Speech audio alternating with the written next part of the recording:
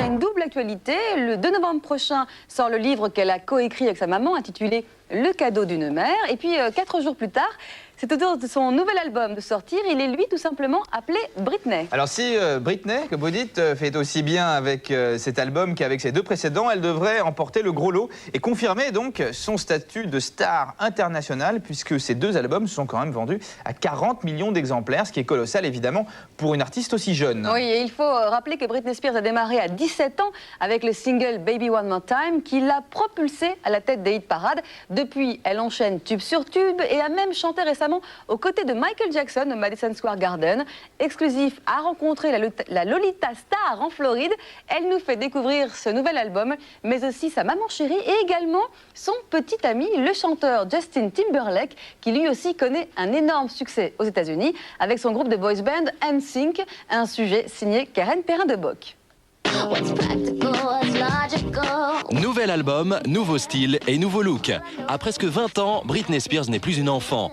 Et avec déjà 40 millions de disques vendus, elle entend s'affirmer comme un poids lourd de la pop. Et dans son dernier clip, I'm a Slave for You, on se rend compte que pour Britney, l'âge des couettes est désormais révolu. Mes goûts ont beaucoup changé. On ne peut pas aimer les mêmes choses entre 16 et 20 ans. Du coup, ma personnalité a évolué, mon image et ma musique aussi. Et cela correspond à ce que je suis devenue aujourd'hui. Ce qui a aussi changé dans la vie de Britney, c'est qu'elle n'est plus un cœur à prendre. Depuis 3 ans, elle vit une idylle avec Justin Timberlake, le chanteur du boys band NSYNC. Et pour avoir des détails sur leur vie de couple, certains fans n'ont pas hésité à s'introduire dans leur maison de vacances pour leur dérober la cassette vidéo de leur séjour. Ce qui a causé une belle frayeur à la chanteuse. C'était rassurant de savoir que c'était des fans et qu'ils n'avaient pas l'intention de me faire du mal. Mais ce genre d'intrusion dans ma vie privée me déroute complètement. En fait, ce n'étaient que des gamins irresponsables. Ils ont fini par nous rendre la cassette et maintenant ils sont en prison.